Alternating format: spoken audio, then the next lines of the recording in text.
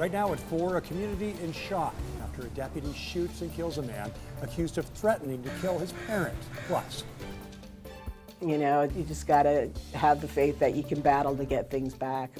A tribal radio station in Oregon doing all they can to stay on the air after massive funding cuts. And later, a sigh of relief for people on the coast as all tsunami warnings fade. Many grateful the worst did not happen.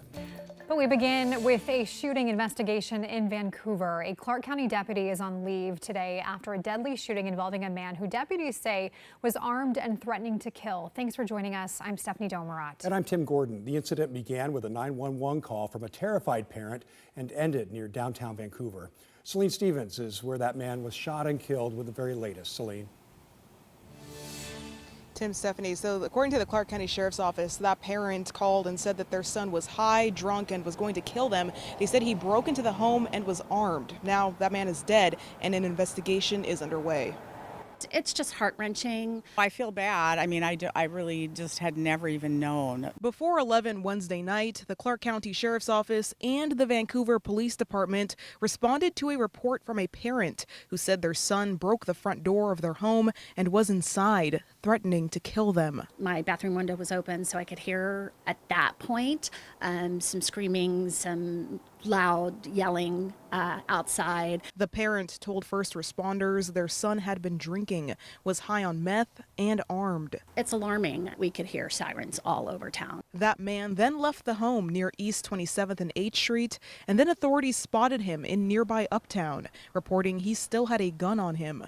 10 minutes after the initial 911 call, the man was shot by a Clark County deputy. But it doesn't feel like much happens out here in downtown Vancouver, at least on this scale. Now, the Washington State Office of Independent Investigations is stepping in. Our investigation determines the facts of the situation, and we're trying to find answers to the questions everyone has when something like this happens. This is the third incident they've investigated in Clark County since December. Clark County no longer has any involvement in the investigation. That's by design. Neighbors telling me they heard some of it unfold. He was saying, oh, you did this to me. Why did you do this to me? There was police activity.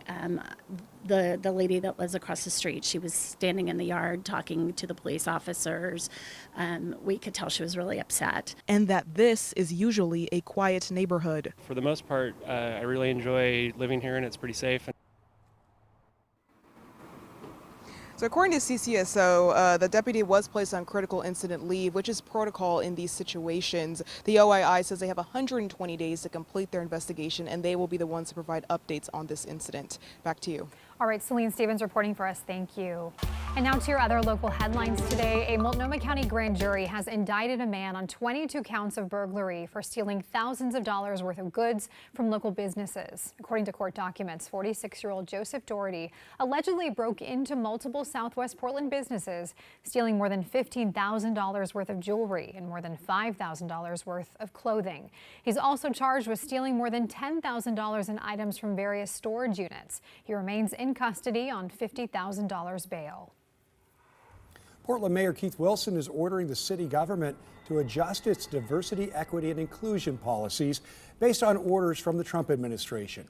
The mayor says he's trying to save $31 million in new federal grants and that the city needs to comply with federal anti-discrimination laws, quote, as interpreted by the current federal judiciary. Wilson says it means that in most cases, city programs and services cannot give preference to groups with protected class status based on things like race and gender. He said that if the city loses federal grants, community groups will lose their funding. The city's legal team says Portland needs to adjust about 75 programs and policies. Governor Tina Kotek signed 4 bills into law today supporting public education. She says the new laws will reduce bureaucracy and bring clarity to local schools. So here's a breakdown of those. Senate Bill 141 establishes a statewide accountability system for all public school districts. House Bill 2140 secures more predictable funding. House Bill 3037 simplifies grant applications for smaller school districts in the state. And finally, House Bill 3040 pushes for research-backed reading curriculum. This year, Oregon leaders came together to pass bills that build on the fundamentals, making sure our schools are more predictably resourced, that they know the dollars they're going to get. Back in April, Governor Kotek also signed 2 bills funding summer learning programs for the next 3 years. Now to the economy, President Trump is delaying a tariff hike targeting Mexico. In a post on social media this morning, Trump said he is giving Mexico an extra 90 days to negotiate a trade deal. This comes as steep tariffs are set to take effect tomorrow. President Trump has said he will not extend the deadline for reciprocal tariffs on dozens of other countries. We will have more on this, plus a new trade deal with South Korea. It's coming up at 4:30. In Central Oregon, a tribal radio station is fighting to survive after losing nearly half of its funding through federal cuts. KWSO is the voice of Warm Springs, a place for music, news, and connection. Evan Watson joins us in studio now. And Evan, what's at stake here? In rural communities and tribal reservations, a local radio station can play a vital role. In information, yes, but also with identity and history. So when a Warm Springs station was caught in the crossfire of federal cuts to public broadcasting, a community noticed. KWSO HD1, Warm Springs. This is KWSO News. I'm Samayakan Allen. The Oregon Fish and Wildlife Commission is revisiting a 2023 agreement with the Grand Round Tribe concerning hunting and fishing rights across Northwest Oregon. Broadcasting from a hill high on the Warm Springs Reservation in Central Oregon, home to 3 confederated tribes. We're a small station in a small place, a little off the beaten path. The KWSO radio station airs free music and news every hour, every day. We do our own local newscasts, and we can cover Warm Springs better than anybody. Local reporters share what's happening in a community that can feel isolated. That's who's doing recording language lessons. That's who's doing interviews with elders. In rural Oregon, and probably rural America, mainstream media doesn't necessarily show up unless something very bad has happened. Sue Matters is the station manager. We operate on about $600,000 a year is our full budget. And so, 40% of that would be CPB. 40% of the station's budget that's now gone. Congress voted to approve President Trump's request to claw back more than $1 billion for public broadcasting across the country. Money that helped fund stations like KWSO. I don't think people hate public radio at all. And certainly we don't even hardly sound like public radio. It's the national political narrative. The federal cuts threaten the jobs of 2 of the 6 KWSO employees. Matters says she's determined to save them, but the station will have to sacrifice. We're going to have to move forward, and tribal people are kind of used to having to do that. Have you done the KWSO online survey yet? On Thursdays at the Warm Springs Pavilion. We've got some radishes, some carrots, some beets, and some fresh lettuce. It's free to take. A community market offers the traditional and the unexpected. We have some the single rifle cases, and then we have a double one. This week, free gun safes, part of a violence prevention campaign. So the safety is a big thing, especially for our Native people on our lands. And the community radio station is there too. Thank you. Paige Hurtado works for a clean drinking water project in Warm Springs. He just ran a survey. One of those questions was, how does the majority of people get their news sources? And the most popular answer was actually our local radio station. It's more than just like music, right? Like it's all of this like news and information in real time. And you start to take that away, then our community is going to continue to be crippled, disjointed, and lack access. Caroline Cruz, a tribal leader, says the station has the community's trust. We had the 2 major fires going on just this past weekend. We know if we tune in to KWSO, they're going to have the most up-to-date information. For some, it's personal. Because the local news, for one thing, it's home. They interviewed my dad a long time ago. So every once in a while on Veterans Day, I get to hear his voice. It means a lot. Tribes, which include Warm Springs, Yakima Nation. Without federal funding, Matters is determined to keep KWSO on the air. 100% we are going to continue to operate. It's just at what level. She'll have to make cuts, and she expects to lose access to national news and tribal networks. Native America Calling in National Native News, and those are programs that people here love and tune in for like every day at 10 o'clock. Leaving the high desert at risk of becoming a news desert. There'll be like a void where probably incorrect information will grow. She says for the tribal-owned station, the challenge feels familiar. It's like nothing new for Indian country. I mean, Indian country is usually the last people to get things from the federal government. A fight for a radio station known as much for providing community updates Like when they do the news, it's our friend telling us the news. as providing community tables at the Thursday market. That's not going to stop us. I mean, as Indian people, we are very resilient. I mean, we just survive, we go on. KWSO may lose its automated content delivery system. It also might have to make cuts to repairs and maintenance, the station's website, streaming and app, and community projects. Matters said she's seen a small increase in donations since the announcement of federal cuts, but she's wondering if that will be sustainable for years to come. Back to you. Wow, powerful story on a really important resource in that community. Evan, thanks. A Portland-based Mercy Corps says it has pallets of aid for Gaza, but it's waiting for permission to deliver it. This comes as pressure mounts on Israel to end a growing hunger crisis by getting Palestinians in Gaza food and other life-sustaining aid. Recent pictures of malnourished children has helped show the world the desperation there. Mercy Corps says it has more than 1,300 pallets of aid just sitting in Jordan and Egypt, ready to be dispatched to Gaza. But the international humanitarian organization says for months they have not been allowed to provide that aid to people suffering there in Gaza. So this is not a logistics problem. It's not a coordination problem. This is a political problem because we have unfortunately seen Israel blocking aid and commercial goods to only a tiny trickle getting into Gaza over the last several months. In fact, Crosby says food kits have been sitting so long that some of it has expired and they've been forced to discard it. Still ahead on the news at 4, why a city councilor in Southwest Washington is facing a recall campaign after speaking up for transgender rights. Plus, a Hillsboro business is getting national attention. John? That's right, Tim. I am just sharpening my pinball skills right now at what has been voted the best arcade in the United States. More on the Next Level Pinball Museum coming up in just a few minutes. Matt? All right, John, thanks very much. We got thunderstorms banging around eastern Oregon right now, and some of these may produce enough rain to create flash flooding. We've got flash flood watches out. I'll have the forecast as we roll into the first days of August. The KGW Plus TV app, streaming 24/7. Local news from the team you trust on your time. Track how the weather will impact your day. Certainly becoming increasingly hazardous. Extended, continuous coverage of breaking news, live from the scene. That snowpack is still heavy. With in-depth interviews and exclusive reporting. All the local news you need, live or on demand. KGW Plus. Download on your TV and watch for free.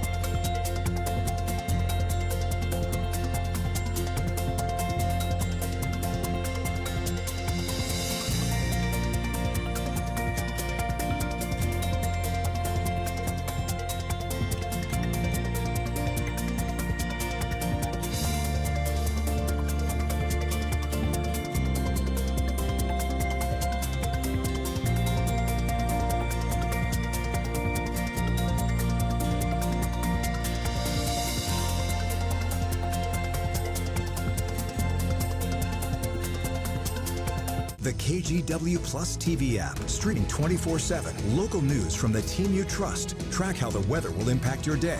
Breaking news, live from the scene. All the local news you need. KGW Plus. Download on your TV and watch for free. On Weather Impact Alert Days, stay informed, prepared, and connected with KGW and KGW Plus. Coverage that alerts you to what's coming and how it will impact you. Watch extended weather coverage on KGW Plus.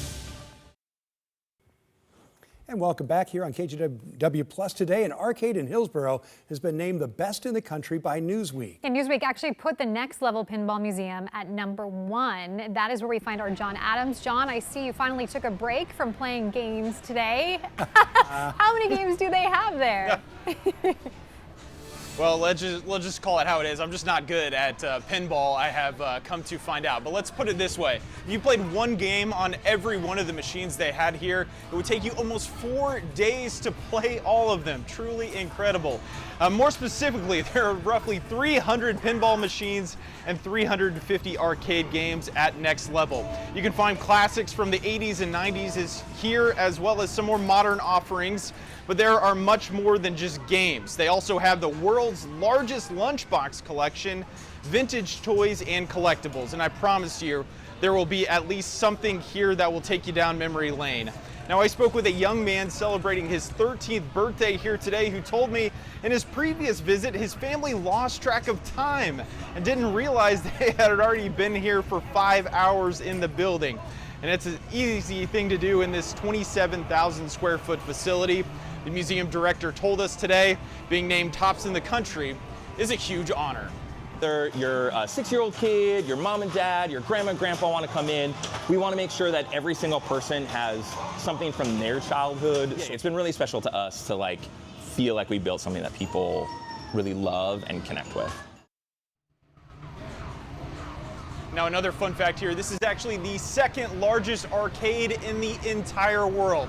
So I'm going to get back and practice a little bit more pinball, but we have more coming from Next Level, coming up at 5 p.m. on KGW+. Tim and Stephanie, back to you. All right, you better get your practicing on. I love that place. It looks so great. Set a record, man. Go get it. Nice. There he goes. He's a pinball wizard. Look at him. What a cool spot. Just around the corner. I've got that song from The Who stuck in my head. Yeah. Pinball wizard. Me too, yeah. All day I have. Yeah. I knew he was out That's there. really fun, though. What a great honor for that location, so right? Cool, yeah. Yeah.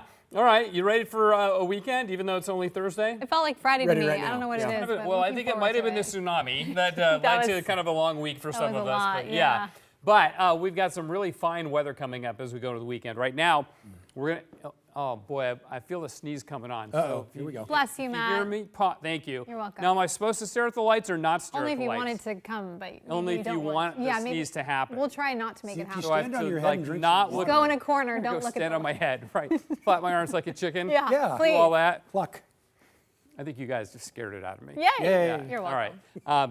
Okay. So we are watching thunderstorms growing over and east of the Cascades, getting some good clearing. Looking south right now from our Skycam at Timberline Lodge towards Mount Jefferson. But you know what? That clearing may actually help more storms to form because it allows more heating of the land. That in turn makes the air unstable and allows storms to grow. 65 degrees up there at Timberline Lodge. You can see the big swarm of lightning and thunderstorms down in southern Oregon and then another batch over in northeast Oregon. For us, there's really not much happening around Mount Hood yet. Little sprinkle over the upper Hood River Valley at the moment. But we'll be watching this carefully because more storms are likely to form. And the ones over in eastern Oregon have been producing prodigious rainfall rates. I mean, look at this. This is 2.74 inches an hour as detected by radar. So that's why we have concerns about flash flooding. And there's a flash flood watch out, which means conditions are favorable for flash flooding. And if one starts to happen, then a warning will be issued. But right now it's just a watch because if we get those heavy rainfall rates, inch an hour or more, with these slow-moving storms, and they happen over some of the wildfire burn scars from last year where there's just not a lot of vegetation yet, then you can get debris flows, mudslides, and all of that nasty kind of activity, which we hope to avoid. And that flash flood watch goes right up to the east side of Mount Hood here, too, and just to the other side of the Hood River Valley. So keep close tabs on that. And yes, we have a fire weather watch as well, which is a little bit weird to think about. We're worried about flooding, but fires at the same time. Those two usually don't go together. But because of the nature of the thunderstorms, if we get lightning outside of the shaft and the core of the rain, along with gusty winds, then that's a fire weather issue, and that's why we've got that warning there too. You see the clouds that came over us today and kept us from getting very hot. So similar to yesterday, we had clouds in the morning, and that really kept us cooler. Tomorrow, though, the clouds are going to clear, and we'll end up at 85 degrees tomorrow, which will be the warmest of the 3 days, yesterday, today, and tomorrow. Things are going to be turning really sunny tomorrow. Sunset on the first day of August, which of course is tomorrow, is at 8:38. All right, tomorrow, again, we're looking at just a few clouds in the morning, then clearing on off as this weather system begins to pull away. We still have southerly flow aloft over us, and if you're wondering, if you're thinking, hey, it's a little hazy out there, there is smoke a lot because of the southerly flow from fires to our south, but our air quality is still fine. because it's all aloft, and even that's going to begin to get pushed aside tomorrow.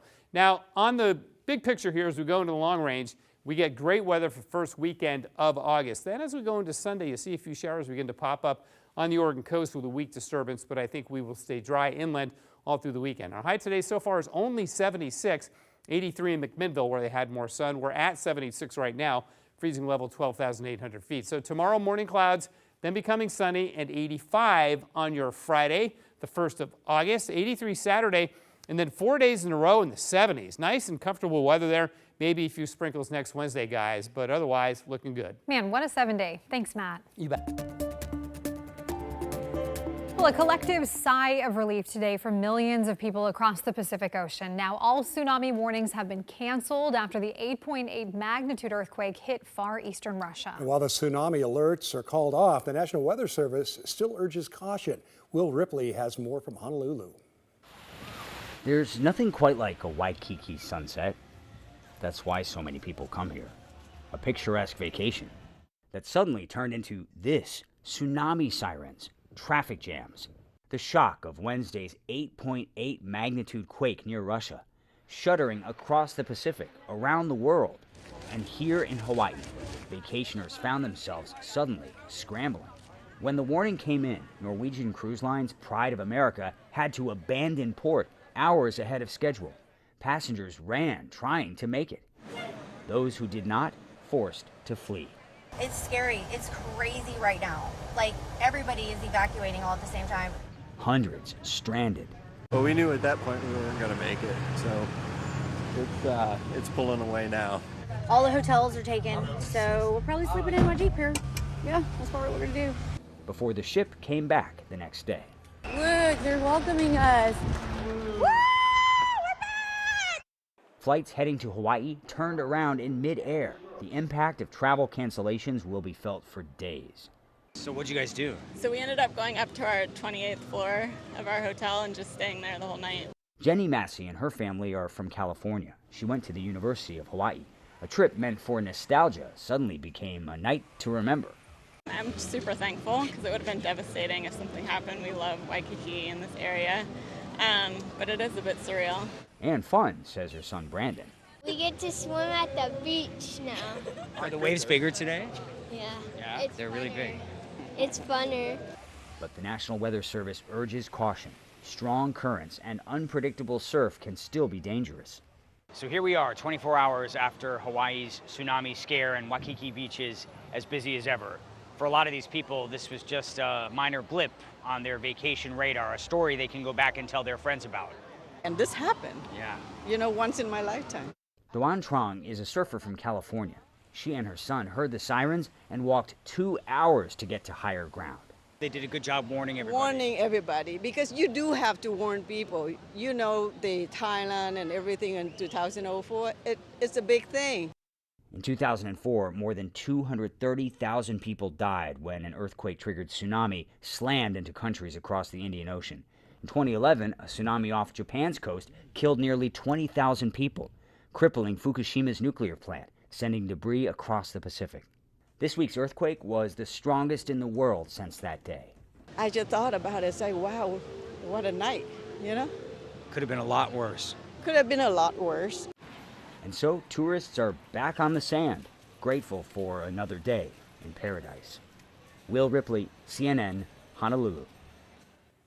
In Southwest Washington, the way a city councilor chose to protest the Trump administration's policies on transgender rights has put her at the center of controversy after a topless protest. We do want to warn you, there are some blurred images of nudity in this story. Now, earlier this month, Stevenson City Councilor Lucy Losser, who's transgender, stood on the Skamania County Courthouse lawn without a shirt and was arrested for indecent exposure. Losser is also running for mayor of Stevenson, and the primary is less than a week away.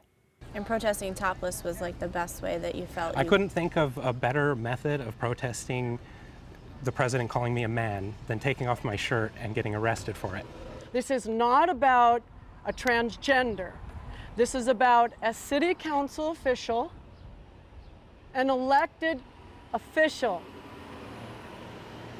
a city council member that is going topless and committing a crime. The second person we heard from there is a local business owner who started a petition to recall Losser's campaign for mayor. If the petition moves forward, it would need 178 signatures within 180 days to trigger a recall. You can watch the full 6-minute version of this story in last night's episode of The Story right here on KGW+. Still to come here at 4, dozens on an international flight to Europe are hospitalized before reaching their destination after encountering dangerous conditions that forced a landing. But first, a new effort to restore native fish populations in Abernathy Creek involves flying in hundreds of trees to be dumped in the water. We're back in just 2 minutes. The KGW Plus TV app, streaming 24/7. Local news from the team you trust on your time. Track how the weather will impact your day. It's certainly becoming increasingly hazardous. Extended, continuous coverage of breaking news live from the scene. That snowpack is still heavy. Go deeper with in-depth interviews and exclusive reporting. All the local news you need, live or on demand. KGW Plus. Download on your TV and watch for free.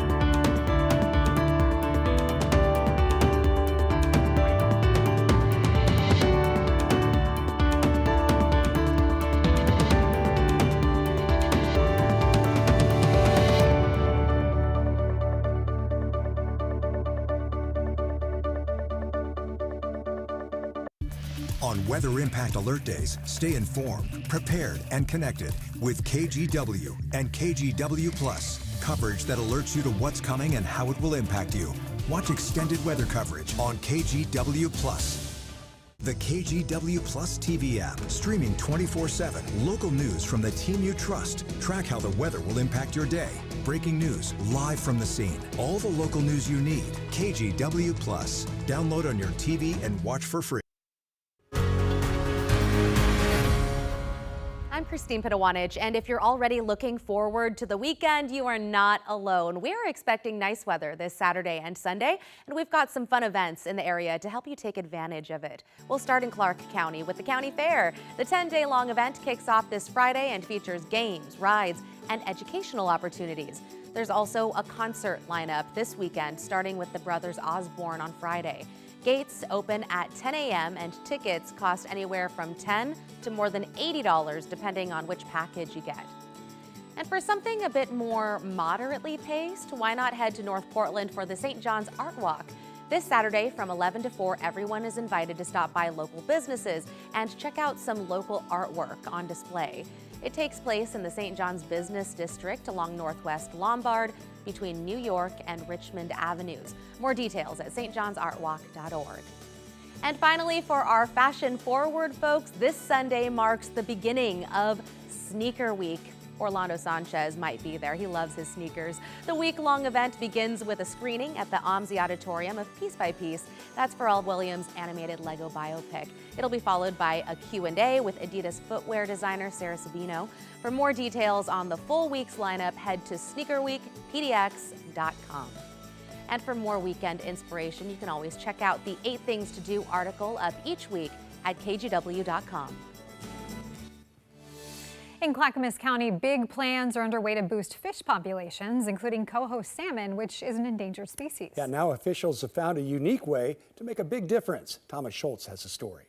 All day long here in Clackamas County, helicopters have been in the sky, moving whole trees hundreds of yards before plopping them in the Abernathy Creek, all in hopes of restoring fish populations. Members of the Oregon City Watershed Council say fish like coho salmon, steelhead trout, and lampreys thrive in water with wood. Those logs create deep, cool, clean pools of water where fish spawn. Historically, Abernathy Creek was chock full of that habitat.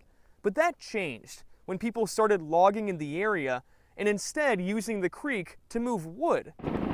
Now, through a project that's been 10 years in the making, helicopters are carting almost 300 logs back into the water to restore the habitat. The landscape that we live on is a landscape that's been inhabited for thousands of years, and what we need to do is get back to a place where we have that kind of health of these native fish. Tom Gaskell with the Oregon City Watershed says the project got a big boost with $600,000 in funding from NOAA.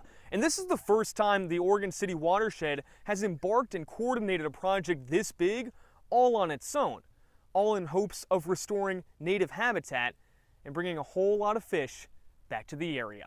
In Clackamas County, Thomas Schultz, KGW News. Begin our 4:30 half hour with the latest in President Donald Trump's trade war. Ahead of tomorrow's self-imposed deadline for trade deals, Trump announced a 90-day extension for Mexico. Yeah, the extension comes on the heels of a deal with a major U.S. trade partner in South Korea. NBC's Garrett Hake has more from Capitol Hill. As the clock ticks down to President Trump's trade deal deadline, the White House ramping up tariff talk. Meanwhile, customs and tariff revenues have already totaled more than $150 billion since President Trump took office, leading to the first June budget surplus in nearly a decade.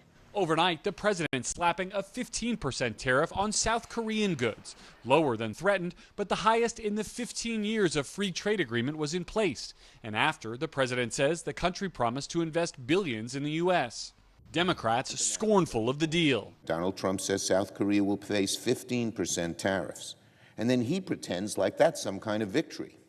15% is far from a victory, because it is American families who are ones who are going to have to pay for it in the end. The president also placing high tariffs on goods from India and Brazil, but extending the deadline for Mexico by 90 days, possibly longer, after Trump spoke with Mexican President Sheinbaum. Many countries facing higher tariffs once the deadline expires, and a deal with one huge trading partner remains elusive. China is their own thing. We have our own team working with China. They're their own thing. Treasury Secretary Scott Bessent met with Chinese officials this week in Sweden, characterizing the talks as tough. And while he has not provided details on a possible agreement, I'm confident that it will be done, but it's not 100% done. Businesses of all sizes say the on-again, off-again tariffs are hurting their bottom line. And now the president's big tariff plan could be upended by two small businesses in federal appeals court who say the president doesn't have the authority to impose those tariffs without congressional approval. A lower court already sided with the businesses. But whatever today's decision, the case is likely headed to the Supreme Court. And inflation ticked up in June, moving the Fed farther from being able to lower interest rates, something the president has been hammering Fed Chairman Jerome Powell to do. Tomorrow, all eyes will be on another key economic indicator, the jobs report. Garrett Hake, NBC News, Washington. Meanwhile, Oregon Representative Maxine Dexter in the Portland Metro Chamber held a town hall yesterday to hear how President Trump's tariff policies are impacting local businesses.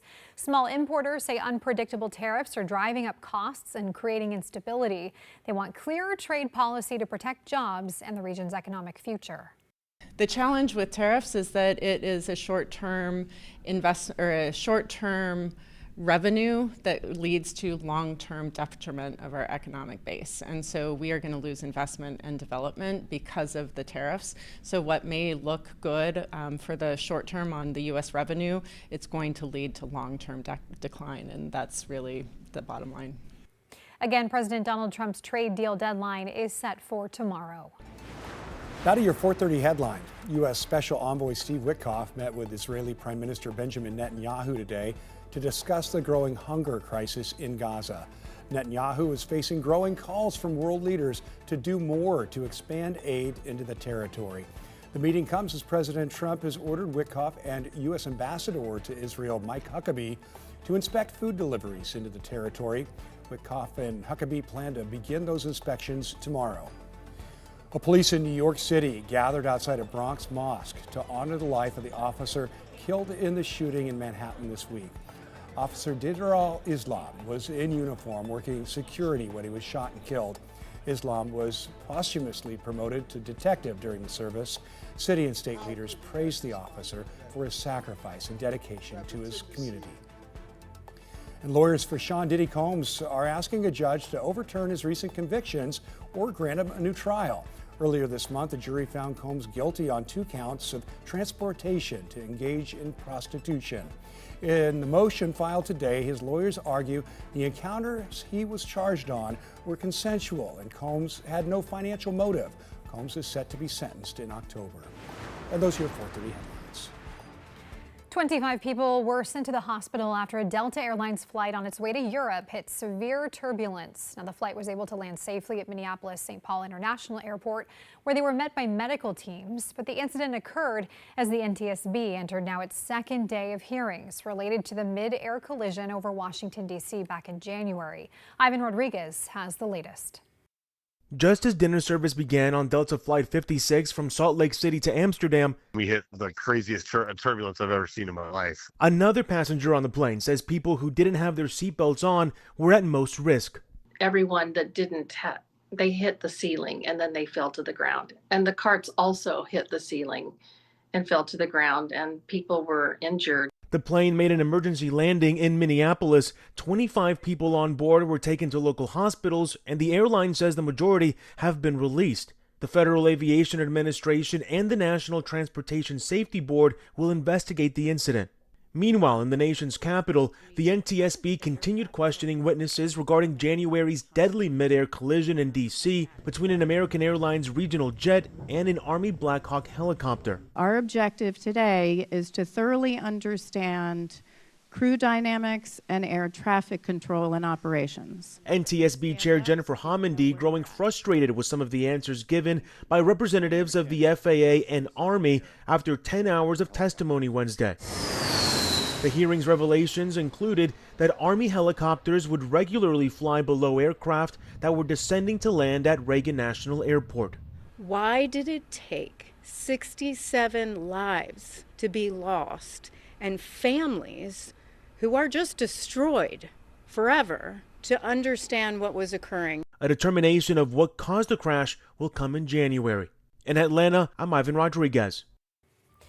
Still ahead, a legislative push to bring more awareness to a type of non-cancerous tumor that affects 20 to 50% of women in the U.S.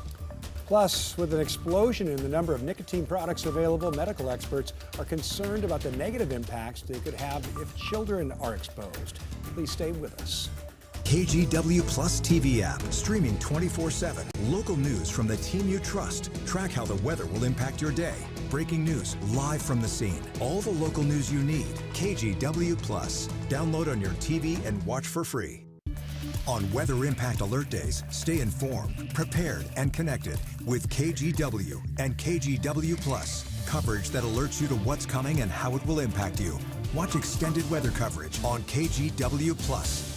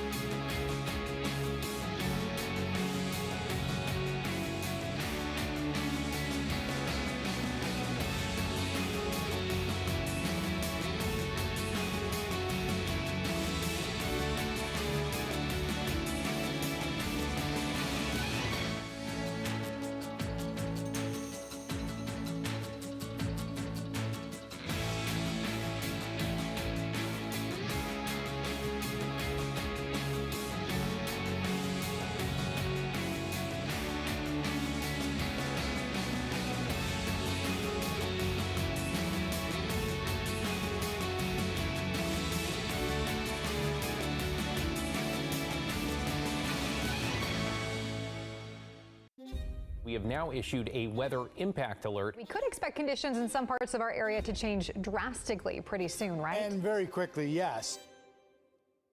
This is significant rainfall coming our way. You'll definitely want to be extra cautious. It's certainly becoming increasingly hazardous. We've got the potential for some tree limbs or even trees or power lines to come down. Of course, when you hear thunder, it's always best to take cover. On Weather Impact Alert Days, stream extended coverage on KGW Plus. Welcome back. In your health news today, people living in Washington now have a new tool to help combat drug overdoses. Now, the Washington State Department of Health launched an online finder that helps you quickly locate free naloxone, or Narcan, in the state. Naloxone is a life-saving medication that can reverse overdoses by blocking the effects of the drug and restoring normal breathing. According to the Department of Health, naloxone can be given to people of all ages, including children and pets. Anyone can give naloxone with no special training needed. Well, July is Fibroid Awareness Month. The goal is to educate people about uterine fibroids and treatment options. Right now, there's a legislative push calling for more education and training for this disease, but there's much more work ahead to get the measure across the finish line.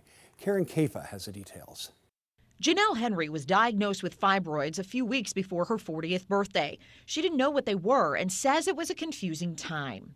What I did realize was that it could affect my fertility and it could affect just my quality of life. And so I started studying about fibroids. Uterine fibroids are the most common non-cancerous tumor or growths in women of childbearing age.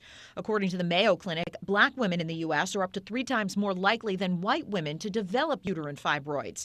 Henry learned about the different treatment options, including a hysterectomy, where doctors remove the uterus and sometimes other reproductive organs. I wanted to preserve my fertility options, and so I decided to have a myomectomy 2 years after that diagnosis. And that was a long healing process, but I had a fantastic team. Henry is the director of programs for the White Dress Project. It's a nonprofit created to support women with fibroids. We are going to be empowered by this color, and we're going to take back control of our bodies and really advocate for the things that we need to do to have the quality of life that we deserve. This month, the White Dress Project joined several other advocacy groups in Washington, D.C. for a roundtable hosted by New York Representative Yvette D. Clarke and some of her congressional colleagues. Clarke is sponsoring a uterine health legislative package and is hoping to get more support across the aisle. This is a nonpartisan issue because it affects women across the spectrum. Black women have a higher prevalence, but it doesn't mean that we're the only women that are experiencing this. Clarke and one of the bill's co-sponsors, Representative Chantel Brown of Ohio, both struggled with fibroids for years. Too many women have dealt with this in silos and in silence. And we want to break the silos and the silence and the stigma around this issue. Clarke's legislative package is comprised of 4 bills, including the Stephanie Tubbs Jones Uterine Fibroids Research and Education Act. It honors the late Congresswoman who first introduced the bill in 2001 and calls for more research funding, along with increasing education and training for medical professionals. We need a generation of OBGYNs that understand exactly what this means to women's bodies. There's also the You Fight Act, the Uterine Cancer Study Act, and the Uterine Fibroids Awareness Month resolution. In addition to lawmakers and advocacy groups, Oscar Award-winning actress Lupita Nyong'o is sharing her personal journey to help raise awareness. I think that we are making tremendous progress, normalizing the conversation. This is something that happens way too often, and it deserves to get some greater understanding around the cause, the cure, and more treatment options. In Washington, I'm Karen Kafa. A health alert now. The sale of nicotine pouches in the U.S. skyrocketed over the course of 3 years. In August of 2019, 126 million were sold. And then in March of 2022, that number jumped to 808 million. Now, a new study shows just how dangerous the pouches can be for a child who accidentally ingests one. Kids can suffer from nausea, vomiting, a fast heart rate, and high blood pressure. Extreme cases can lead to seizures, respiratory failure, even death. There's been an explosion of nicotine products in recent years. And we also know that there is a paucity of data looking at what happens to young children when they get into these products. It's recommended that people store their nicotine pouches where kids can't see or get to them, ideally in a place that can be locked. Also avoid using nicotine pouches in front of kids, especially if they're packaged to look like treats. Still ahead on KGW News at 4:30, we take a trip to Central Oregon to tackle some really picturesque views of the tallest of the Three Sisters Mountains on this week's edition of Let's Get Out There. Matt? That is a great place to hike and climb. Love the sisters there. It's a little bit cloudy and hazy right now. Our air quality is still just fine, but we're getting a southerly flow, bringing a little bit of wildfire smoke above us. 76 degrees in Portland right now. Of course, we're heading into a new month tomorrow, and there'll be more sunshine. On Weather Impact Alert Days, stay informed, prepared, and connected with KGW and KGW Plus. Coverage that alerts you to what's coming and how it will impact you. Watch extended weather coverage on KGW Plus. The KGW Plus TV app, streaming 24/7. Local news from the team you trust. Track how the weather will impact your day. Breaking news, live from the scene. All the local news you need. KGW Plus. Download on your TV and watch for free.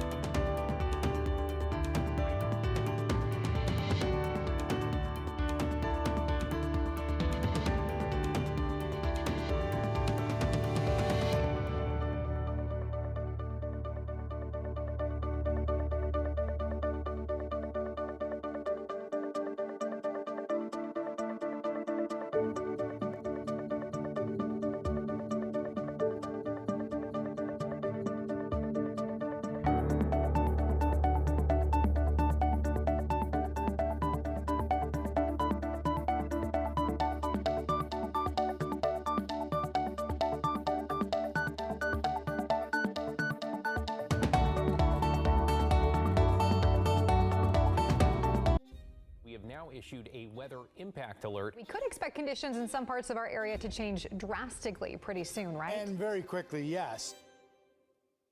This is significant rainfall coming our way. You'll definitely want to be extra cautious. It's certainly becoming increasingly hazardous. We've got the potential for some tree limbs or even trees or power lines to come down. Of course, when you hear thunder, it's always best to take cover. On Weather Impact Alert Days, stream extended coverage on KGW Plus. And it is time to get out there again. This week we're heading to Central Oregon. We are. South Sister is the third tallest peak in the state. Our John Goodwin and Joe Ranieri both climbed it last week and wanted to show us what it's like on the trail. Check it out. Well, hey guys, we are at the Devil's Lake Trailhead at South Sister. I am here with meteorologist Joe Ranieri. He's going to add some charisma and charm to this story. I'm actually going to help him shoot a different story up near where the Clark Glacier used to be up on South Sister. And so he's going to help me out too. So let's go hit the trail and see what the day holds.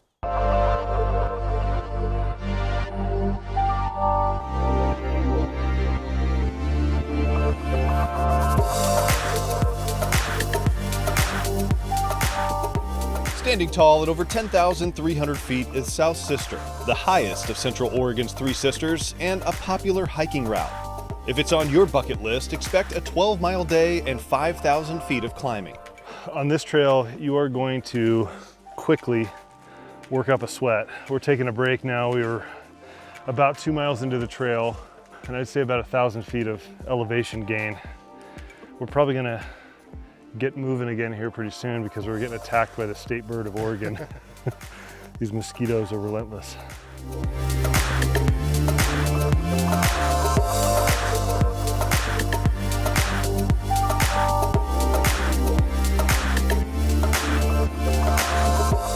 Above treeline, the trail evens out as you get your first glimpse of this majestic mountain. Enjoy the gentle stroll before the incline strikes again. Up at about 8,300 feet, we are getting close. I think the only thing that is keeping us going is just the fact that we're getting paid to climb a mountain. Just don't tell the bosses. We started the scree field, and the scree is very fine, almost sand-like rock. It's really hard to get traction in, and it's really hard to want to continue. Just shy of 9,000 feet is a great spot to take a break.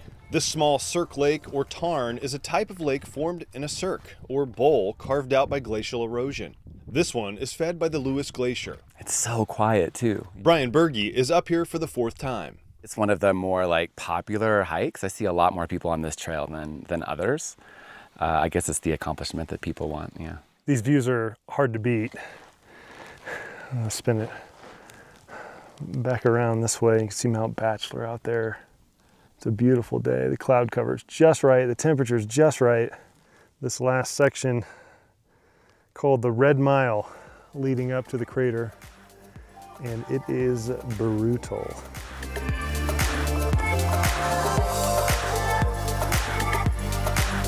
Once you reach the crater, a short walk across gets you to the mountain's high point.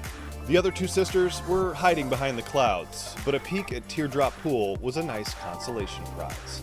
Well, the view is sucked in today, but any day with your head in the clouds is a good day. Hope you enjoyed coming along on this cloudy day up at the top. Till the next one, let's get out there, my friends. Oh, what a cool Love spot. that. I think there was a Yeah, metaphor in gorgeous. that last thing he said. My head is always in the Yeah, clouds, so I can exactly. relate to that. But that really is a fantastic Oh, so climb. I cool. mean, it's just being on top of that volcano like that. And it's hikeable. You don't need any technical gear for South Sister, That's which great. is great. So, yeah. Joe Ranieri got up there and did it. That's Did he? pretty cool. Did he get up there? He was in the We didn't really story. see him. You're right. I know, We he was need- really we kind of. need evidence here. Yeah. He was the accessory. He's a Yeah, minor he would co-star. accessorize with Joe.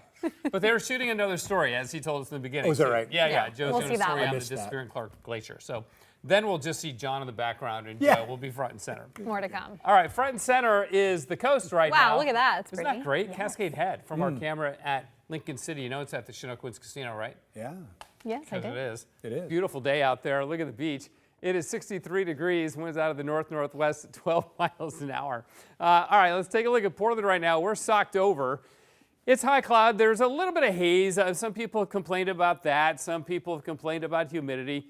Tim. But it's really, this is not East Coast humidity. They do point temperature of 58. We get it lower. So it's getting up there a bit, but still in the comfortable range, 54% humidity. I mean, it's 76 degrees, so it's really not too bad. But there's definitely a lot of moisture aloft in southern Oregon, where we've got that big swarm of thunderstorms and another batch over in northeast Oregon. Up around Mount Hood right now, a few showers forming, but nothing really developing all that strongly.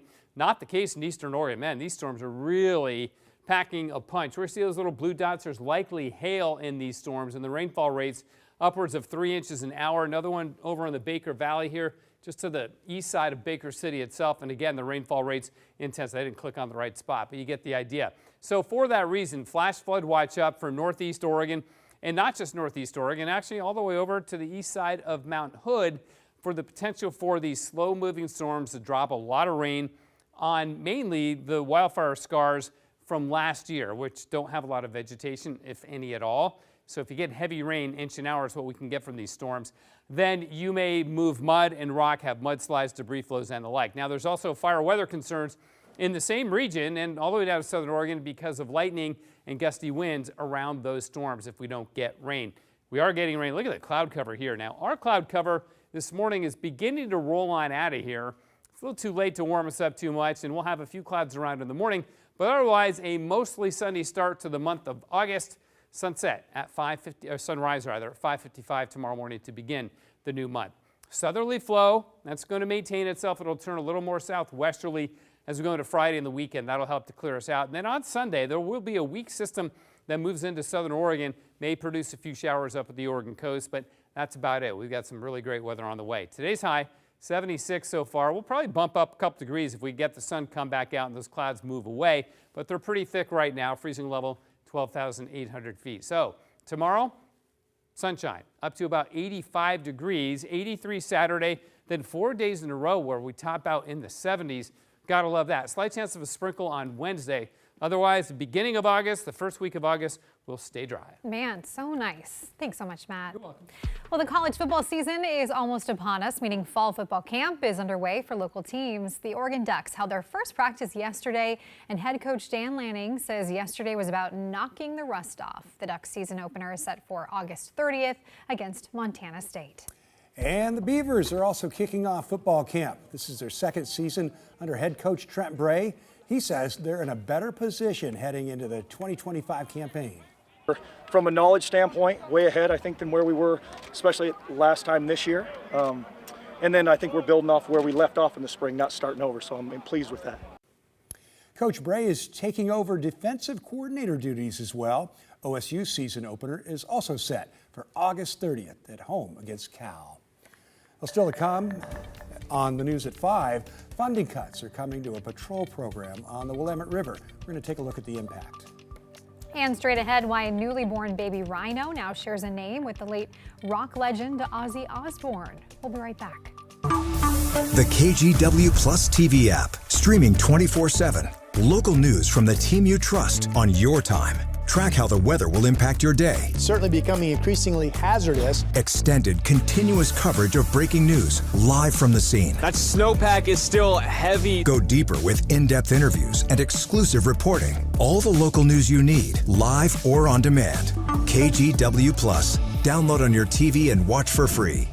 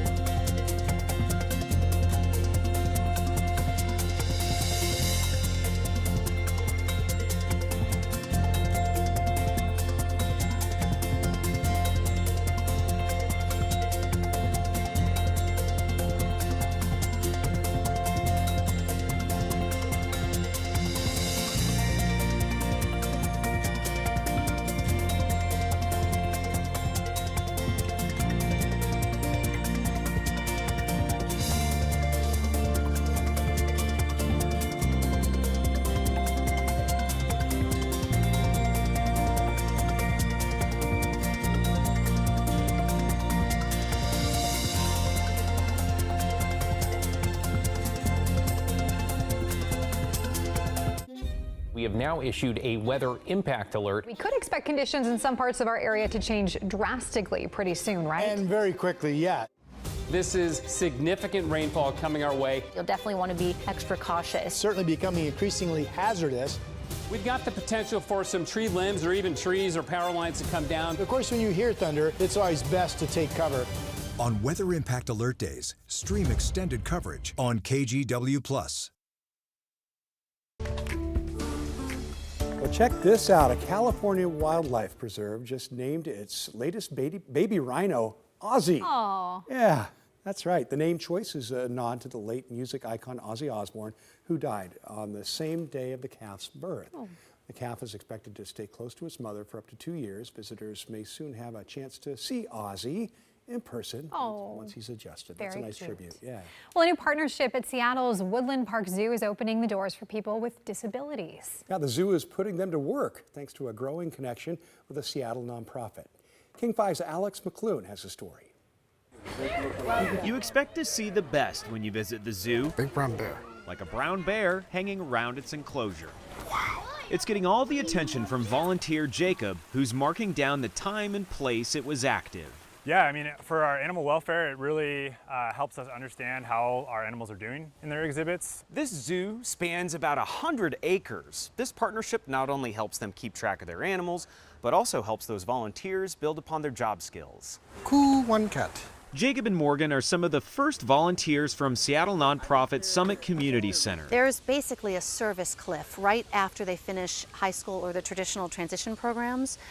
Really, there aren't a lot of services, and that is why we founded Summit. Another group will follow their footsteps this fall as volunteers and ambassadors, gaining skills, building confidence, and making meaningful contributions. Ooh, man, the sky's the limit, honestly. What I really hope to do is continually to really bake this in deeper into the zoo's culture. I love Summit Community Center, and I'm so proud to be part of the docent community. Morgan has actually taken the training from this and gone on to become a docent here at the zoo. Disability Pride Month commemorates the signing of the Americans with Disability Act, signed in 1990, 35 years ago. The law prohibits discrimination against people with disabilities and opened many doors for the community. In Jacob, especially to see his confidence grow, he was made for this work. Do you see any? In Seattle, Alex McClune, King 5 News. What a great program. Love that, Really for sure. awesome, yeah. Well, here's a reminder. You can stream the news at 4 on your own schedule. Just download our free TV app, KGW Plus. That's available now on Roku, Apple TV, and Fire TV. That'll do it for us here at 4. Thanks for watching. The news at 5 starts in just 30 seconds. On Weather Impact Alert Days, stay informed.